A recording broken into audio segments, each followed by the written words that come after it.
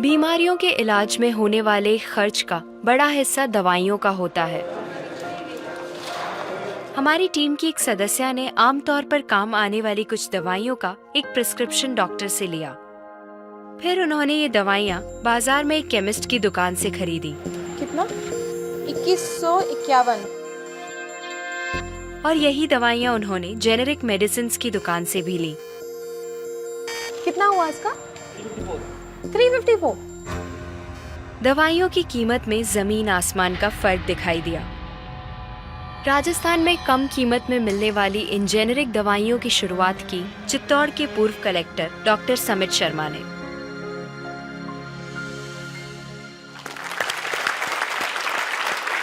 Doctor समित, मुझे बताइए कि ये कैसा मुमकिन है कि हमारी जो कॉरेस्पॉन्डेंट थी वो वही दवाइयाँ उन्होंने 2000 कीमत में उनको मिली एक दुकान में, और जो जेनरिक मेडिसिन है उस दुकान में जब गई तो उनको कम में मिली, 300 में मिली। ये कैसे मुमकिन है?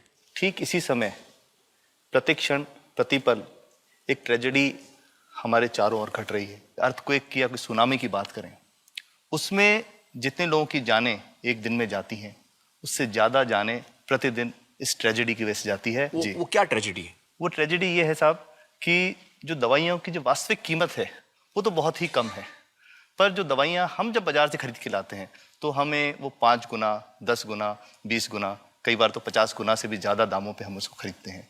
जैसे हम भारत में अगर देखें कि 40 करोड़ से ज़्यादा लोग ऐसे हैं जो अपने लिए 2 वक्त की रोटी नहीं जुटा पाते, तो क्या वो उस दवा को खरीद सकते हैं? बहुत सारे लोगों को इस वजह से दवाई नहीं मिल रही। यस, WHO कहता है कि स्वतंत्रता के 65 वर्ष पश्चात आज भी 65% of the Indian population lacks regular access to essential medicine. जो मेन दवाई हैं, जो आवश्यक दवाइयां हैं, वो उन तक नहीं पहुंच पाती रकम की वजह से।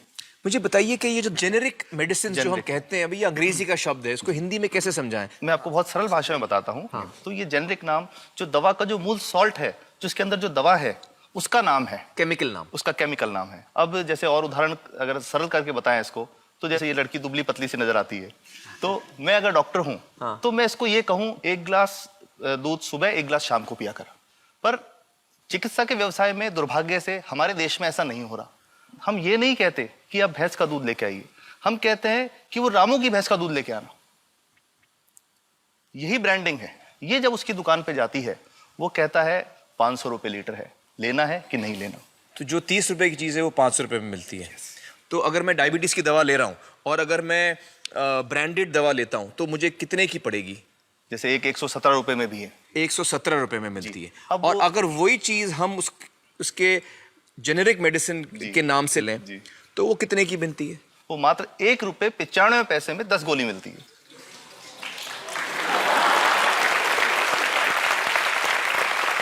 और दोनों गोलियों में कोई फर्क नहीं है किसी किस्म का? 100% समान, क्योंकि इसकी उत्पादन लागत ही इतनी है। उसका manufacturing, packaging, transport, retail margin, जो उसके मार्जिन जो हैं, जो हमारे ज्यादा वो सब मिला करके उतने की ही पड़ती है। कुछ कैंसर के मैं आपको उदाहरण दूंगा, उसमें एक ही दवा जो ब्लड कैंसर के काम में आती है, बाजार में 1.25 लाख रुपए का एक पैकेट मिलता है। 1.25 लाख का एक पैकेट जो 1 महीने चलता है। और जेनरिक में वही दवा जेनरिक में अलग अलग कंपनीज जो बनाती हैं, एक 10,200 में बेचती है, एक 8,800 में बेचती है और एक 6,500 में बेचती है। मतलब ये आपका ये कहना है कि आपके ये प्रयास से इतने कम में राजस्थान में पब्लिक को, आवाम को ये दवाएं पहुंचा रहे हैं आप इस वक्त? जी, क्या बात है। मेरा ये सवाल है कि डॉक्टर्स जो हैं वो हमारे पर्ची पर जी जेनेरिक नाम क्यों नहीं लिख के देते? क्यों लिखते हैं वो ब्रांडेड? जाने नहीं देंगे बाहर फिर? नहीं, सब जाने देंगे।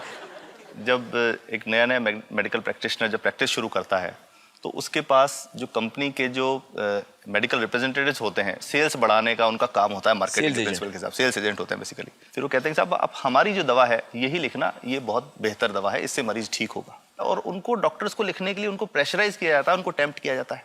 तो ये इसमें बहुत बड़ा कारण है जो दवा की कीमत को उसकी वास्तविक कीमत से 5, 10 गुना, 20 गुना तक बढ़ा देता है। एक बहुत बड़ा कारण है, क्योंकि हमारे पास जब हम टेंडर करते हैं तो बहुत सारे कंपनी वाले आते हैं, जो भारत की जो सबसे बेहतर कंपनियां, जिसके भी नाम वो रेपुटेड कंपनियां जिनके नाम आप ले सकते हैं, वो सभी हमें वो उसको जो 70 रुपए की है उसको 2 रुपए में 5 रुपए में दे रही है, 30 रुपए की दवा 2 रुपए में दे रही है। इतना ज्यादा फर्क।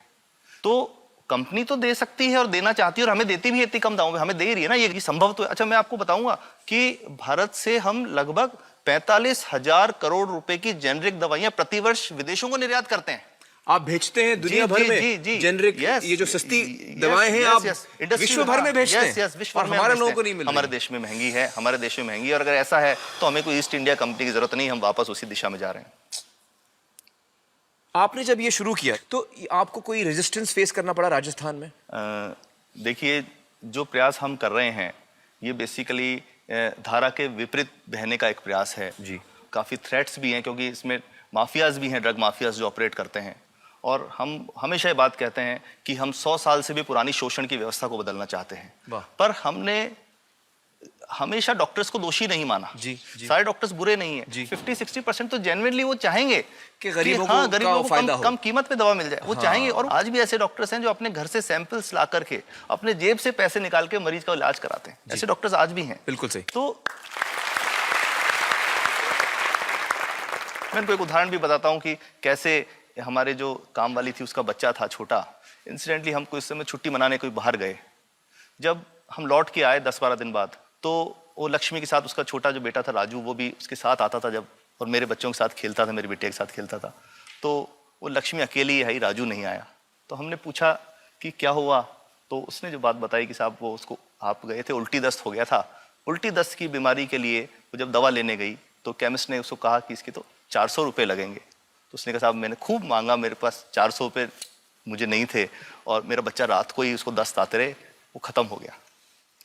और मैं आपको ये कहना चाहता हूँ कि वो जो दवा लिखी थी कि वास्तव कीमत 1.5-2 रुपये ही है, तो वो बच्चे की जान बच सकती थी।